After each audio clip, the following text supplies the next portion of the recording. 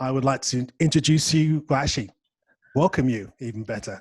I'd like to welcome you to In Conservation With. My name is David Lindo. I'm also known as the Urban Birder. And without further ado, let me introduce you to Heather Wolf, all the way in New York. How are you? I'm great. Thanks, David. Thanks for having me here. It's great to, I have so much respect for you. You're a fellow patch birder, urban birder. And yeah, I totally identify with your angles on getting people excited about birding, and even in the most surprising places. So I'm excited to be here today. Yeah, but it's funny. I can say the same about you. I think you are an absolute legend, and we'll find out why, as I said shortly. I must actually say that a welcome, actually not a welcome, a thank you for our sponsors, and they are Leica Sport Optics and who else is there? Actually, it's gone completely out of my head. I'll come back. King's Place, that's right. Sorry, King's Place Music Foundation. Apologies, King's Place Music Foundation, who are sponsoring us as part of their Nature Unwrapped season. Sometimes it's hard, Heather, to remember all the things you've got to say when you're kind of thinking of several things, several conversations down the road. Trust me, I know all about it. Yeah, it's all about sort of juggling thoughts, isn't it? Yeah, it's fine. I'm sure. We got it. We remembered it. So. And speaking of juggling, let's just get out that white or pink elephant out. Is it pink or white elephant? Anyway, let's get that elephant out of the room now. Okay, here we go. I can still do it. Yeah, ladies and gentlemen, that was the first ever live juggle on In Conservation With. And where did you start your juggling? Well, believe it or not, it's weird because since I'm a birder and into nature, that I traveled with Ringling Brothers Barnum Bailey Circus in my early 20s. I wasn't really into nature at that point. I will say there were a lot of concerns about the treatment of the animals on the circus. I never saw any mistreatment. I always say that the animals were treated better than the humans actually on the show. But, and that, the caretakers of the animals were just such good friends with them. But anyway, I was on Ringling Brothers in my younger days. I lived on a circus train, and can you believe I wasn't a birder? And I traveled all over the United States. My list would be amazing if I was a birder at that time. But that is a little bit of a regret. But I did not want to leave the circus without learning how to juggle, because I thought that would be ridiculous. So there were plenty of people that could teach me. So I reached out and loved it, and I got addicted to it. I juggled fire, I juggled knives. I don't know that I can do that these days, but I do teach juggling these days. I still teach with the pandemic, not as often as usual, but before that I was teaching every Saturday in Manhattan. So if any of you are ever in New York City and live classes are happening again, you got to come to my juggling class and I'll teach you too. Wow. I need to do that too. It's funny. For being part of a circus, you always kind of see it as a very it's like a fantasy, I want to go and join the circus. And it's very rare you actually get to meet anyone that actually has joined the circus. And you are actually the second person I know who's been in the circus. Another person I knew, she was a trapeze artist or something.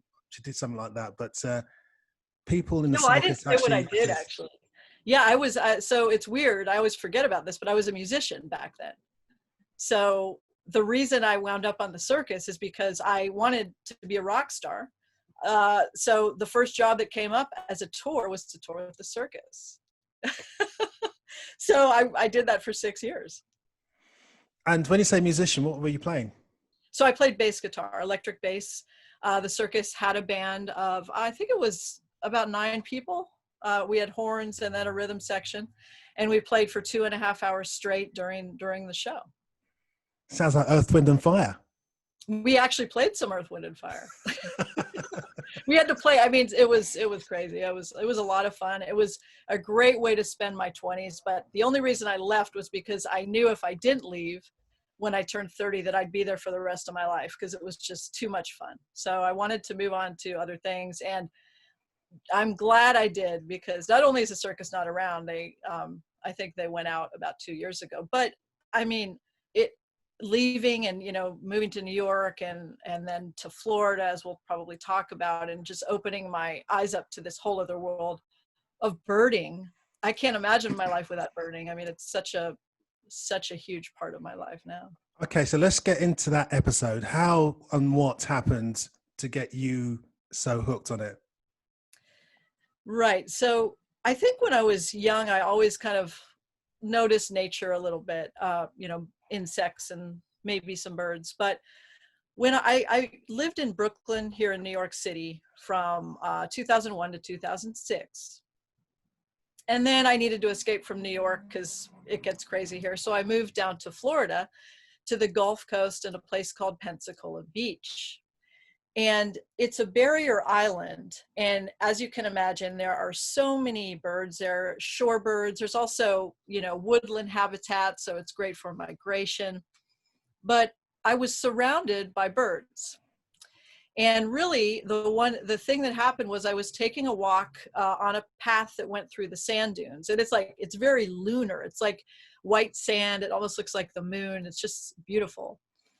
But I was walking through a paved path, and a bird started to dive bomb me. And so it didn't make contact with me, but it was coming very close. So I had a water bottle with me, and I remember running home like this with the water bottle so that it wouldn't hit me.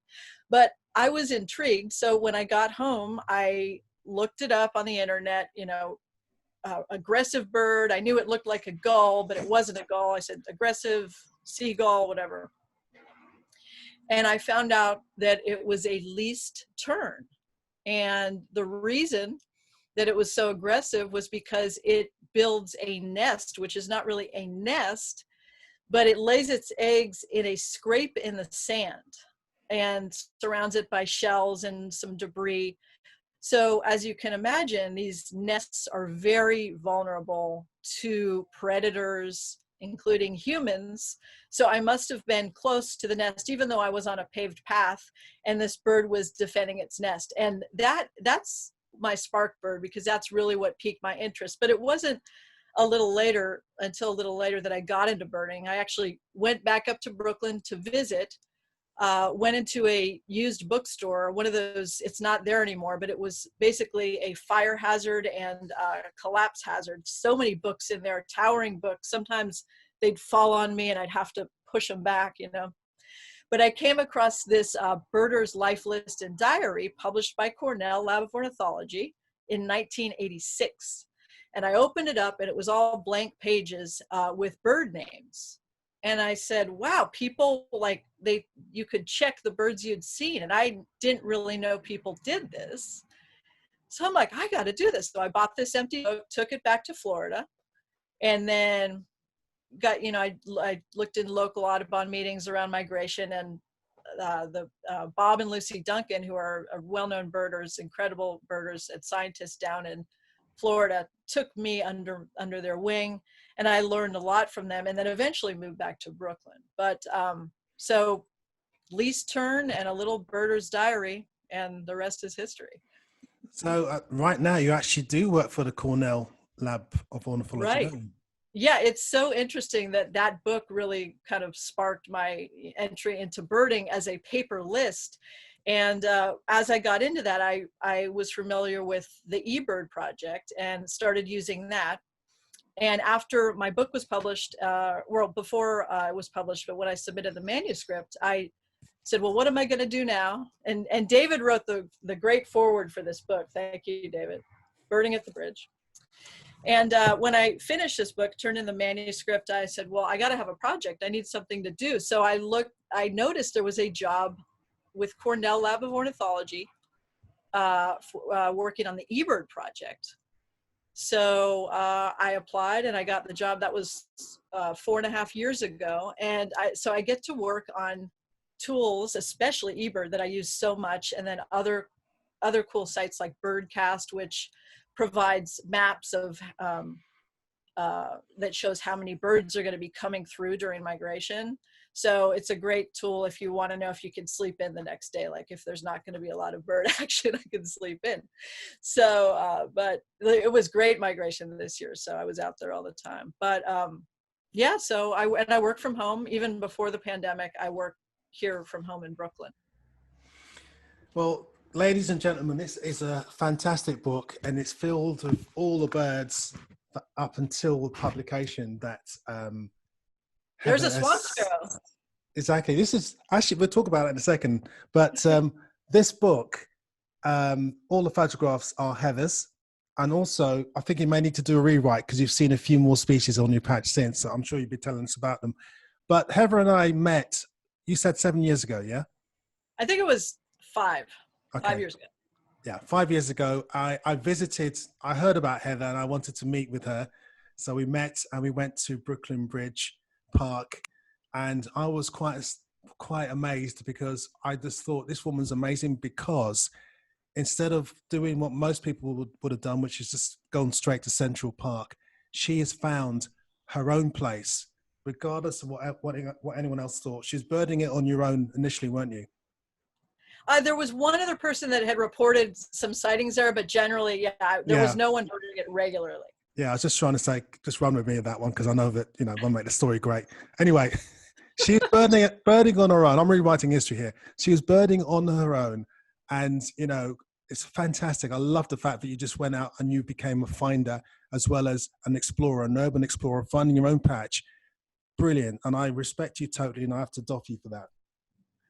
Thank you so much, David. I mean, and you're right, because when I first started birding there, I mean, the consensus among the birding community here was, oh, it's so crowded, because it's this park with amazing views. You'll see pictures I'll show you later. And it gets very crowded, that is for sure. And it just doesn't seem like there would be many birds.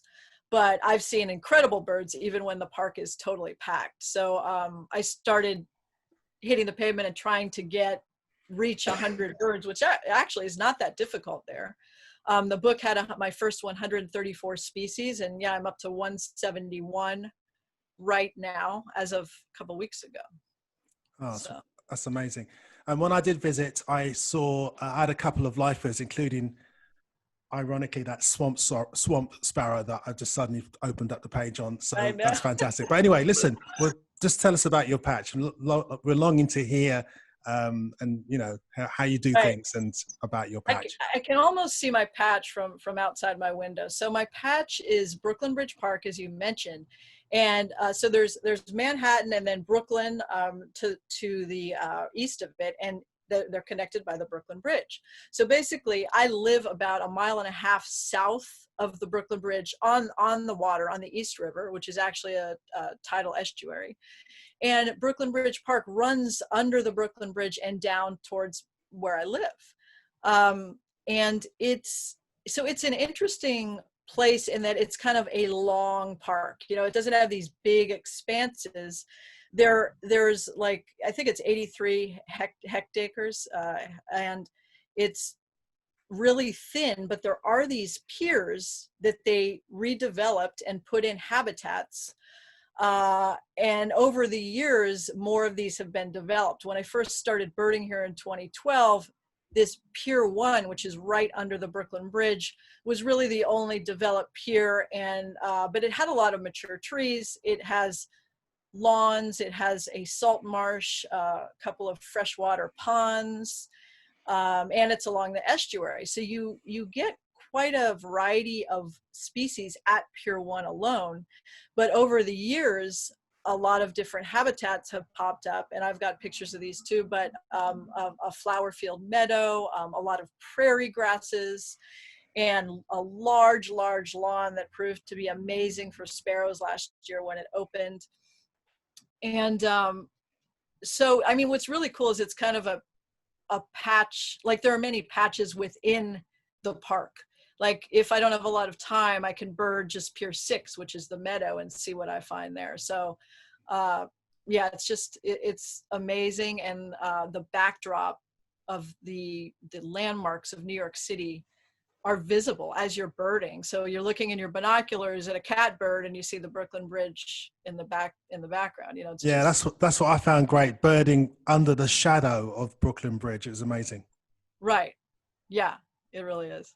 Okay, well, you've got some stuff to show us, haven't you? Sure, I'll go ahead and share my screen here. So can you see that? Absolutely.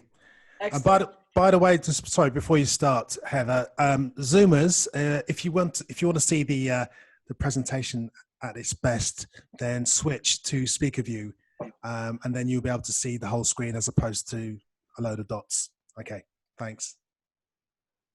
Great. Okay, so I always just like to bring up this great quote from Thoreau, um, because it leads such a life as a children that chase butterflies in the meadow. Because to me, birding, and especially patch birding, it's like being a little kid again. And this is why I love sharing it with people, because especially nowadays, right? Everybody has so many things going on. There's a lot of stress, and just to get out there and look at nature, it really does bring you into that appreciation of when you're a little kid and you looked at a butterfly and were just so amazed. Of course, I added birds to the quote because that's what we do. We love birds. But so this is a picture of my patch, Brooklyn Bridge Park. This is Pier 1 that I was mentioning earlier. And this period has passed now. The leaves are off the trees, but this was in fall. And you can see just a gorgeous patchwork here. And this is another view of that patchwork. But you can see if from that across the river, that's Lower Manhattan there. And you see there's this salt marsh, these pilings, these little posts that are to the left.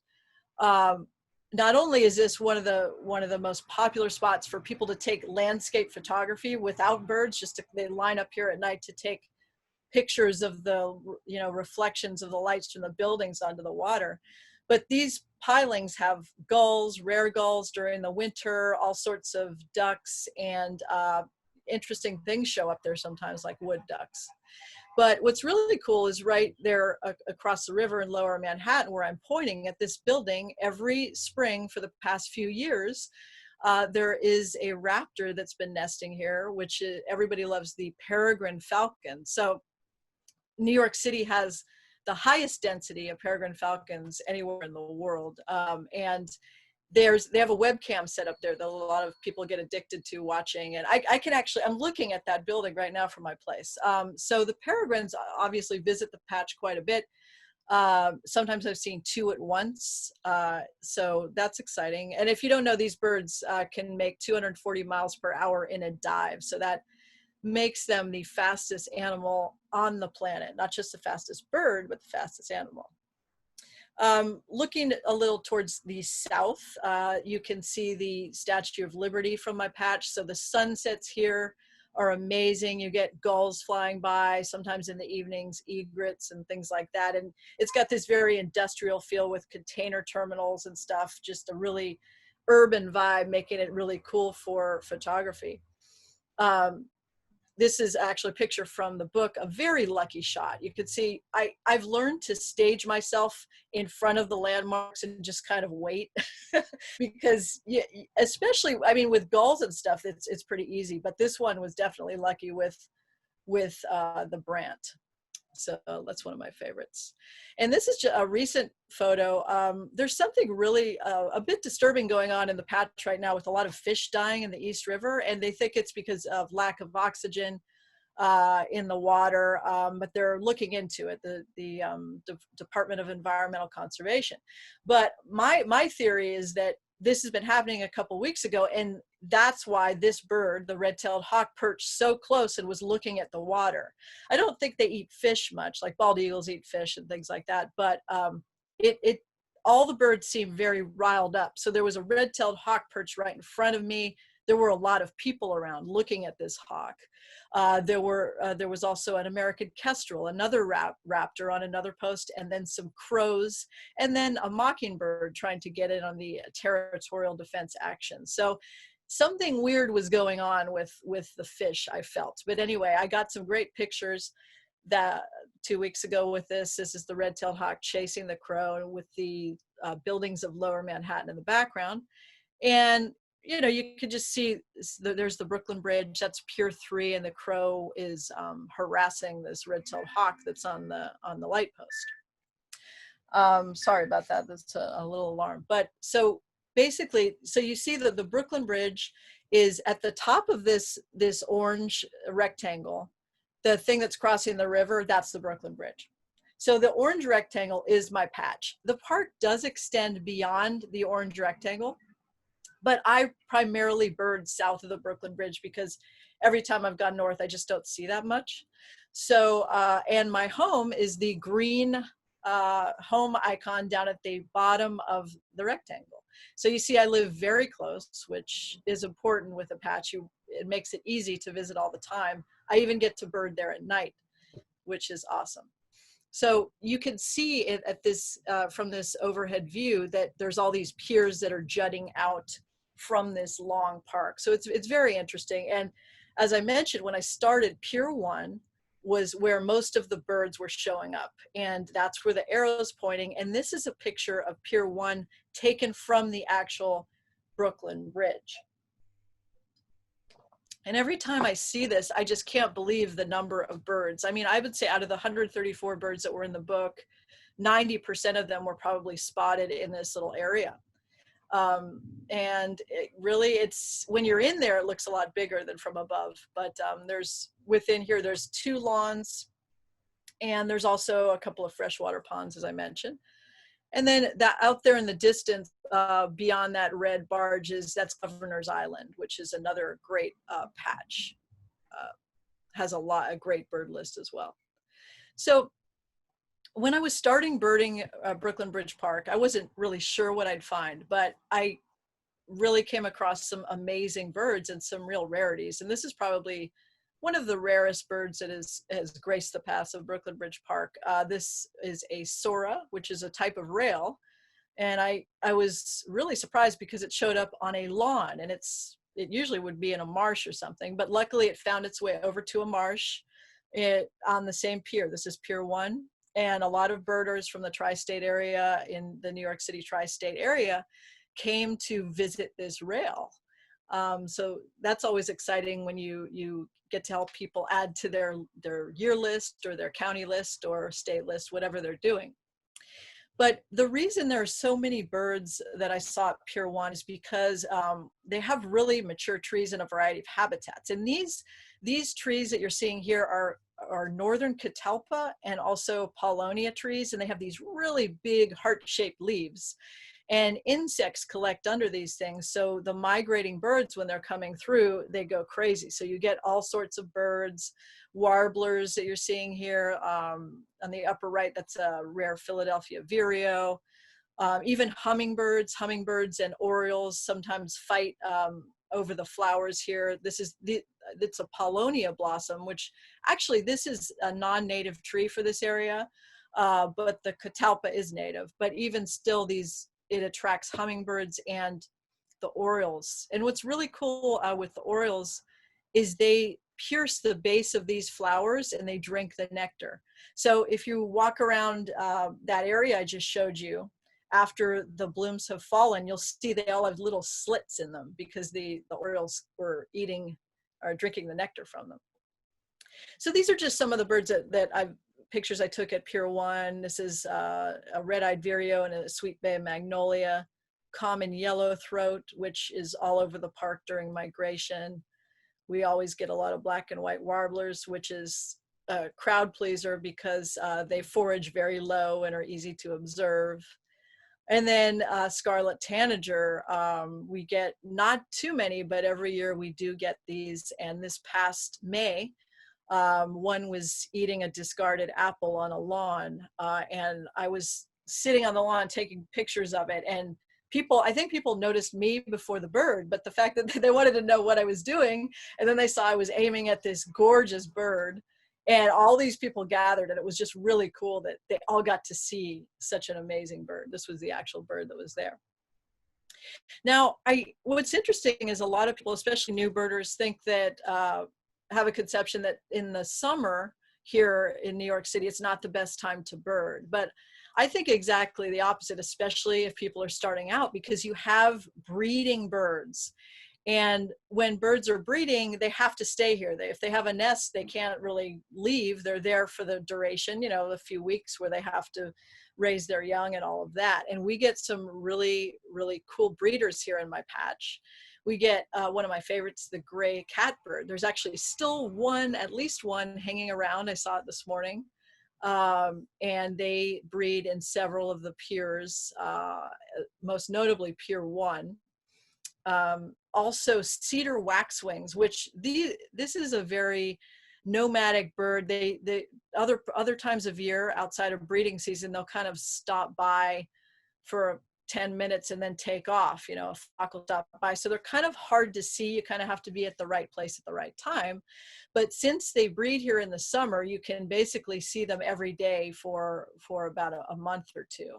And they love stealing nesting material from other nests. And they also love using kite string in their nests. So that's what you're seeing here is a cedar waxwing taking some kite string. Barn swallows, which you probably have those over in Europe as well. I mean, they've been sighted on every continent in the world, and we get them too, and they're here all summer, so that's always fun. They actually nest under the piers. So, you know, they build the cup-shaped nests out of mud, and so I can watch them gather mud, and I can't see the nests because there's no way for me to get there unless I had a kayak or something, but I could see them flying in and out, and then you get to see the feedings going on, which is always really exciting. And when I lead bird walks, this is always great to see, and it just, to be able to see this and know the timing of when this is going to happen so others can witness this is really special and makes it really fun to share and see the excitement in people's faces to watch this. So I feel very lucky that we know here in my patch when this is going to happen, and so other people can see that.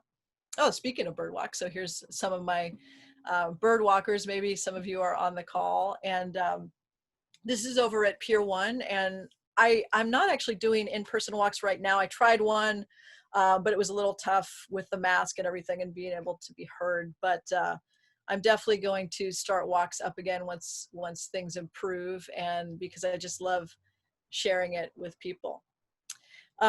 During the summer, as I mentioned too, not only do you have breeding birds, but the black-crowned night heron is usually around. There's usually one roosting, possibly two. Throughout the summer, so that's always really fun to see. They actually help us out here because we have invasive goldfish and koi in the ponds that people have discarded their pets, and these birds eat them. So they're taking care of the invasive species in the habitats for us. Green heron is another favorite that's here in the summer as well. And then one time there was a red-throated loon. Usually we get loons in the winter, but this one, I think this was like late winter, maybe even early spring, and it started to change into breeding plumage. And I had never seen a loon in breeding plumage, especially in my patch. I don't think I'd ever seen one at all. So little surprises like that make it really cool. So I've been talking a lot about Pier 1 and that part right under the Brooklyn Bridge.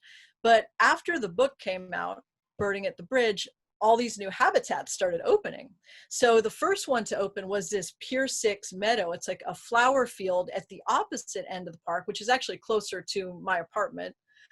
And as you can see, this is just a great habitat for sparrows, especially. All sorts of birds, goldfinch. We even have raptors flying over the top, kestrels hunting here. And then you have the view of Lower Manhattan and the Freedom Tower.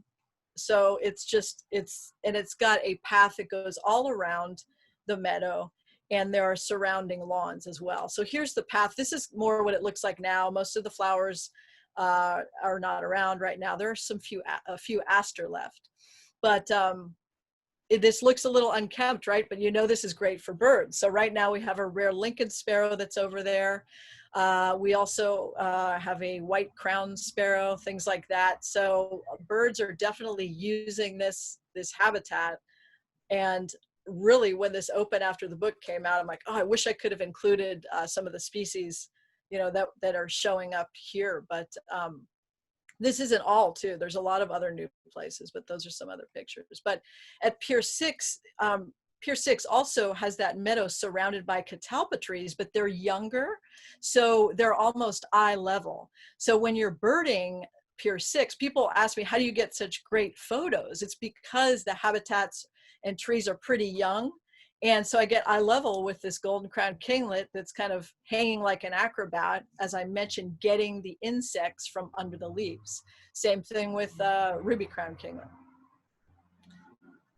So what's happening right now in the patch and in New York City, and actually all over the States, is an eruption. So an eruption, as you may know, is when food is scarce and birds move to areas they normally wouldn't. So right now we have an eruption with several species. This is a pine siskin, and I think I saw one of these birds once way back a few years ago, but this year there have been flocks of 30 of them. They're showing up at Pier 6 because it's the flower field. They eat the seed heads of the flowers, like you can see here. And it's really cool. This at Pier 6, you have that like a literal backdrop of Lower Manhattan as you're seeing these birds feed. Other birds that are erupting that I have not had grace my patch yet are evening grosbeak, red crossbill, common redpoll, and some others, I'm sure. I just can't think of them. But there are quite a few. Red-breasted nuthatch is another one that definitely showed up a lot in fall. But it's really exciting for us right now in New York City with this eruption happening. As far as other habitats go, so in 2016, I was a little worried because a marina opened between these two piers. There was a missing pier, Pier 4. So in between that, there was a large expanse, and they decided to put a marina in. And if you have a patch or a place you bird off, and you may know there are ups and downs, so that you're like, oh great, they're adding new habitat, but then oh, they're taking something away, or something's going in that might affect the bird life and biodiversity there. So I admit I was very worried about the marina in 2016, and I did notice a little bit of decline with diving ducks like mergansers and buffleheads. But what was cool was the marinas has now turned out to be one of probably the largest gull roost in all of Brooklyn. So during the winter, we get 4,000 ring-billed gulls nesting or roosting on the marina platforms of this Pier 4 marina. And as you can imagine, we get some rarities too. So there has been Iceland gull, red-headed gull, and I think that's all those are the only ones I've seen, but it's definitely something what you can do at night too, because the lights from the soccer field adjacent soccer field shine the light onto the gulls. So it's pretty cool. This is near the marina, but I took this one night when I was out a couple weeks ago, and these were ring-billed gulls riding the wind, and they weren't really doing anything. They weren't eating, hunting. They were just kind of riding the wind. So, but with a beautiful view, it was just amazing to see. I was freezing, but I actually didn't notice until I got home that I needed to defrost. But so you can see how a change can turn out. You might think it's going to have a negative effect, but it actually winds up being something really cool. And this is a photo my friend Doug Gotchfeld took. He's a big Brooklyn birder, and we were looking at gulls one night, and he spotted an Iceland gull. So you can't see it, but that's where my finger is. And he WhatsApped it out to the group to tell them that there was an Iceland gull in the patch here. So this is actually a habitat. This is Pier 5. And at first I didn't really see anything going on here, to tell you the truth. There's a path up by those benches that you see. I call it the secret path. It seemed like it was going to be great, but didn't really see too much. But that all changed. Oh, actually, if you go up the stairs, you see there's a truck in the back. That's actually the Brooklyn Queens Expressway. So, and above that is Brooklyn Heights and the Brooklyn Heights Promenade. So that gives you an idea of how close and how urban this patches to the city. I mean, it is right there. You can actually do a little bit of bird watching if you're stuck in traffic there too, and look at the gulls. Doug does it all the time, actually. And so this is that secret path. And what happened was last year, almost a year ago, it was like December 19th or something, my friend and I were walking by and we saw this flash of color, just greenish yellow, you know, and then disappeared. And we went to brunch and I said, well, I've got to go back and see what that bird was, because we didn't have time to look for it. So I went back and it was a painted bunting, which is extremely rare for this area because it's not even supposed to be here really in any season. It doesn't breed here, it doesn't winter here, any of that. So it was off course. And we have actually, there was another one that was out at Jones Beach further out on Long Island too last year. And then a few years ago, Prospect Park, which is a big birding hotspot in Brooklyn, kind of rivals Central Park. There was an adult male, which is it looks very tie-dyed. It's got red, green, blue, yellow. And this is, we determined this is probably a juvenile male and or female, but we think it was a juvenile male. And as you can see, it's just in these seeds. This is switchgrass. And if you go back, you see this looks unkempt too. You've got, what is this?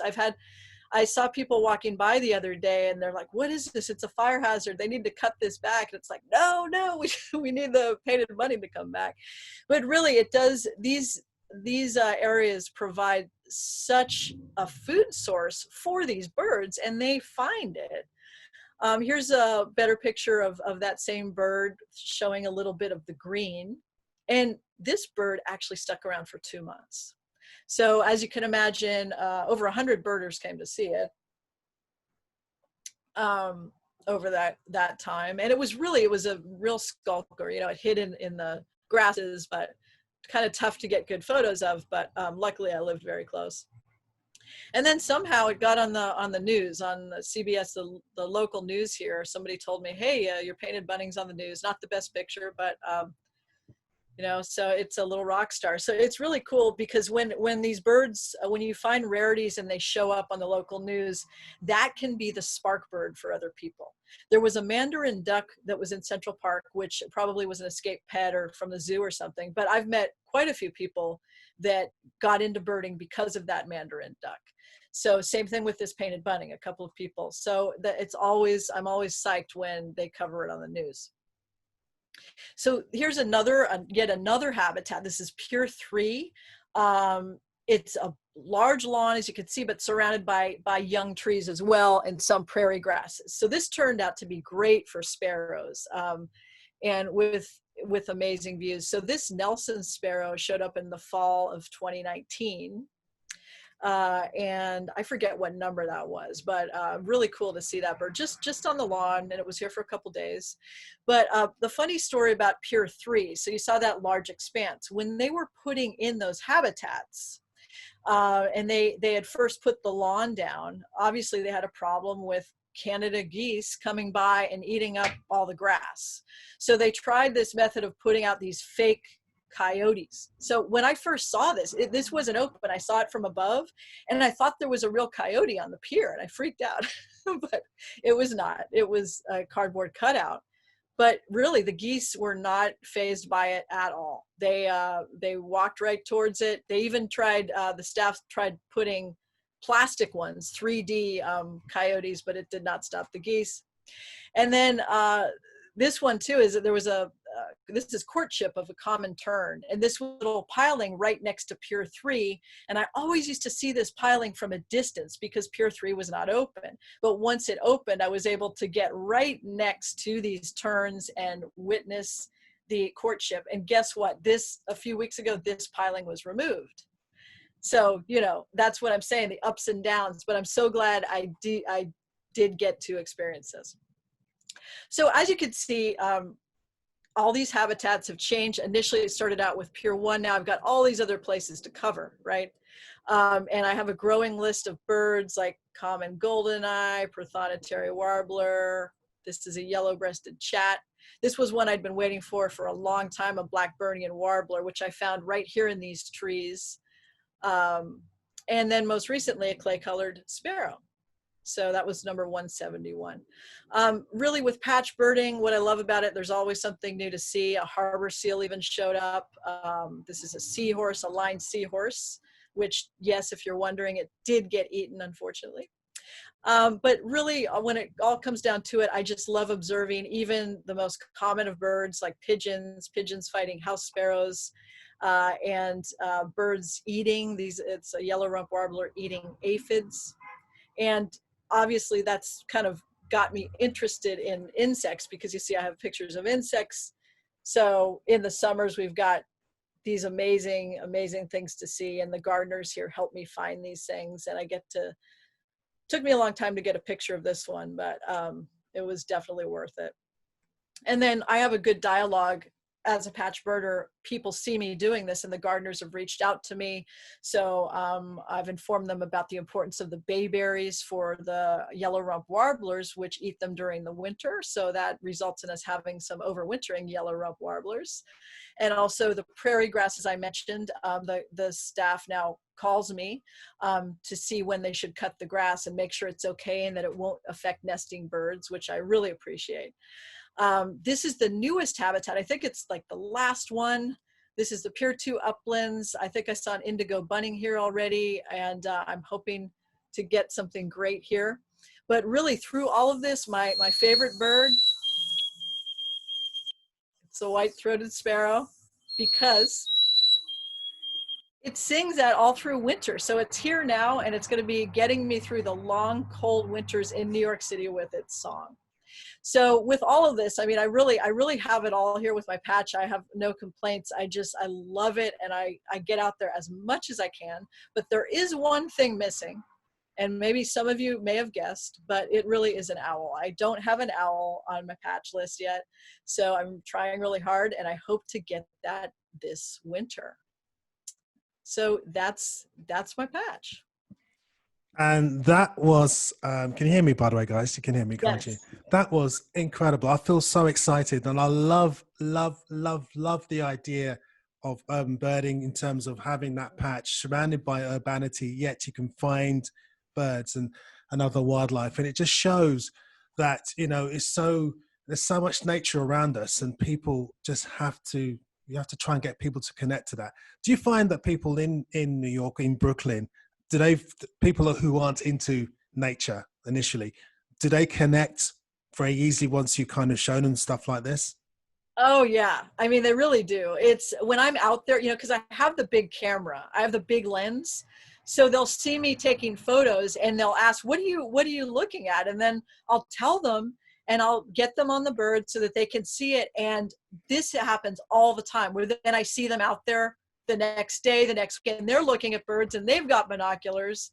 So it has a snowball effect. It's amazing. Oh, fantastic. Elizabeth, by the way, is asking if an owl did show up, is there appropriate habitat for the owl? And I want to actually add to this, what species of owl would you be expecting, or species? Right. So so the species would be a northern saw-whet owl. I mean, there could be other owls, but that's a really tiny owl. And yeah, great question. The habitat for these northern saw-whet owls would be in small conifers. Generally, I've heard they perch at eye level. I have seen one in Central Park, actually. I came to tears. I cried when I saw it. It was so small. And from what I've heard, they like to roost during the day in trees near water. So, right, technically, I should be getting one here, right? So wish me luck on that. Absolutely. But as I say, I think it's fantastic. How often do you actually visit your patch on a weekly basis? Right now, I have a streak of 105 days, I believe. But generally, I try to get out there at least 3 to 4 times during the week, and then both days on the weekends. And lately, I've been enjoying taking walks in the evening, even in the bitter cold, because there was a black-crowned night heron, a juvenile, that was out there a lot at night. So that got me into the habit of going out and then making night lists. So on eBird, when you submit a list at night, you get this cool little badge. It says nocturnal. So I love that. Yeah, I've yet to do that, actually. I've not done a nighttime Oh, bird list. yeah, you should. It's fun. As a question from Paul. Paul, do you want to come on and actually ask it yourself? Yes, if I can finally unmute. Is that working? I can hear you loud and clear, Yeah, Paul. Hi, Heather. For a first-time visitor to Brooklyn Park, what would you say is the best season overall? yeah. I mean, gosh, that's tough. I mean, I would say, spring is amazing, but it's short. You know, it's like 1 week in May. It's a little bit stressful because it's over so quickly. So I would say September, October is really good because you've got fall migration, you've got some of the breeding birds that are still here, and some of the young birds. So yeah, I'd say September, October, but really all year can be good. I'd say right now is not a very good time. Apart from the eruption, it seems a little slow, but yeah, great question. Can I add? So how long does the migration period last? Is it kind of a short burst of migration, or is it spread out? And I know it can vary.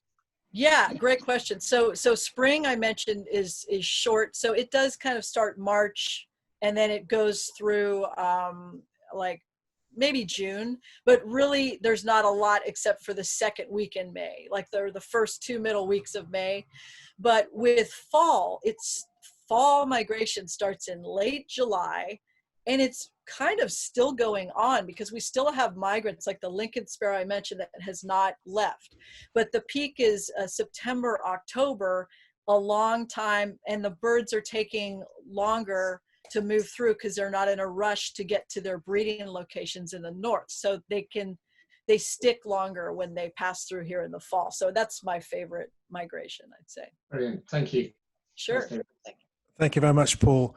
Heather, what about shorebirds? Do you get many shorebirds?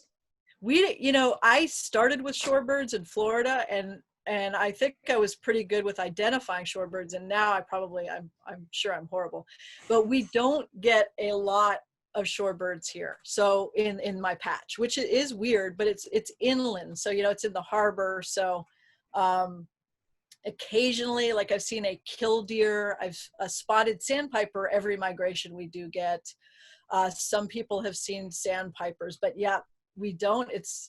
There is a little a man-made beach, but it just doesn't really attract a lot of shorebirds. Yeah. When I came to Brooklyn Bridge Park, there was a ton of people there. Is that the situation most times? Well, I'm originally from California, which I didn't mention, but so you would think I wouldn't enjoy the cold New York City winters, but right now I'm loving it because I go out to the park and I'm the only one out there because it's so cold. But so in the winter, there aren't that many people in the winter, but of course the summers are packed here, very packed. But really, if you're going to visit New York City and you want to come to my patch and you're worried about the crowds in summer, assuming we get through this pandemic, soon for next summer, you can always ping me. You can, message me on Instagram or whatever and ask me where the best places are, because like I mentioned, you could still see birds in the heat of the day in a packed park. I've seen hummingbirds. So it doesn't, it's definitely better early morning, but there's still plenty of stuff, especially during migration. Yeah, because when I came, there's a ton of people, yet we saw a ton of birds. Yeah. Shailesh Patel's been is asking a question. The pine siskin that you depicted was taken in the fall. What color are they during their breeding season? Gosh, I think they're the same. So they're very kind of streaky, and they have a little bit of yellow on the wing. I don't think that they change much as far as that goes. Yeah, but I know like the evening grosbeak, their bill in breeding season turns green. So if I do get to see one, it won't have a green bill. Okay. There's a question here from Deborah's iPad. Do you want to ask Deborah? Do you want to sort of say it publicly? Yeah. Hi. So Hiya. I just wondered if you go anywhere else for a change, either in the city or whether you go somewhere at a specific time of the year in the country to catch any of the sorts of birds. That's a great question. I mean, when I first moved to Brooklyn, I would rent a car to go see rarities. There's some great places like Plum Beach, a little bit further down, which is kind of inaccessible by subway, is a great place to get. I saw northern wheat ear there, which you probably know. Northern wheat ear showed up there. And then Prospect Park, and I also lead walks in some of these other places. And then I do bird, you know, in South America. I love birding in Colombia. I've been to Ecuador. Really, any place I travel to, yeah, I bird. So I do love checking out other places, but it's always great to get back to the patch. I love my patch. Is that okay, Deborah? I'm sure it is. Yes, no, it was great. Thank you very much. Yeah. Thanks for the question. Yeah, thank you, Deborah. I can actually totally identify with that because, you know, you travel the world, but at the end of the day, your favorite place, people always ask me, what is the best place for you to go birding? I say Wormwood Scrubs in West London without, Yes. without fail. Absolutely.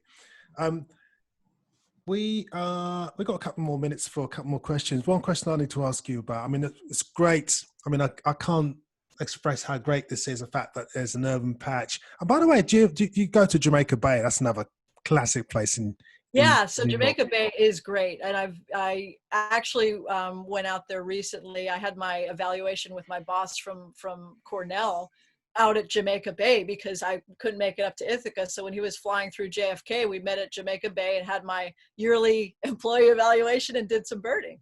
So yeah, it's amazing. And there's also breeding warblers there, like American Redstart and I think Yellow Warbler, and amazing black crowned night herons. Yeah, So, and flocks of snow geese in the winter. yes.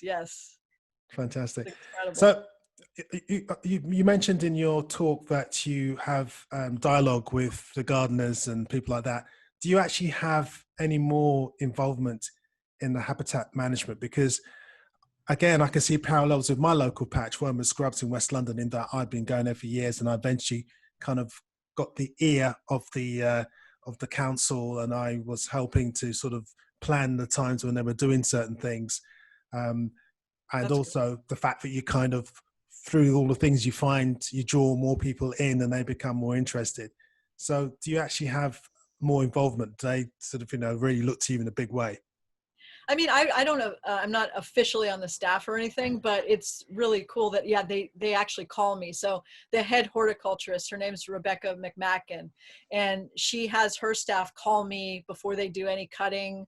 So that's kind of the main thing. But I also make sure to tell them, you know, what birds are using what trees and habitats. And if I see some construction or, you know, some work going on in a place, I will immediately contact them and say, you know, what's going on, or, you know, and let them know if there's a nest in the area that maybe they didn't know about. So, but what's really cool about that situation is, you may have experienced this, is the gardeners, even though you think that they would know the birds that are coming through, they don't a lot of times. So they don't even know the fruits of their work. So they appreciate it so much when you're showing them and posting pictures of these birds that are hiding in these habitats that they're creating, because it's just amazing. Yeah, it's a great way of showing them, you know, the full circle, really, I suppose, isn't it? Right. Okay, now, Heather, what is your favorite bird? Oh, I might have already said it, but it is the white-throated sparrow, because of the hoo, hoo, hoo, hoo, hoo, hoo, hoo, and because it gets me through winter. And I saw it in Florida first, in my very first patch down in Florida when I lived there. Fantastic. And if you could be anywhere in this world, notwithstanding the current pandemic, where would you be right now? Medellin, Colombia. That's great. Funny enough, I was doing it's a thing called the Birders Show, which is actually from Bogota, and I was, great. Yeah, I was on this program, which is actually created in Bogota. Anyway, Zoomers, just to let you know that next week we've got a couple of interesting people coming along. On Monday night, we have a guy called Joel Ashton, who is a urban wildlife gardener, so he can be an interesting man to talk to. On the following night, Tuesday, the 15th of December, Emma Mitchell, who is a writer, and she's talking about mental health. And it's going to be very interesting because it's the first time we've had someone on in conservation. We're talking about nature and mental health. So that'd be really interesting. And on Thursday next week, we got a fellow American, Melissa Grew, the amazing photographer, or as she calls it, a natural biographer. And she'll be coming to talk about her work and her views on life. So some good stuff coming up next week. Heather, love you, love Brooklyn Bridge Park, love urban birding, love all the birds you see, love your attitude, love what you've been creating out there. So thank you so much for sparing your time. Likewise, I love what you do too, and thanks for the inspiration. And Zoomers, thank you very much for your time too tonight. All I can say now is keep looking up and take care of yourself as well, okay?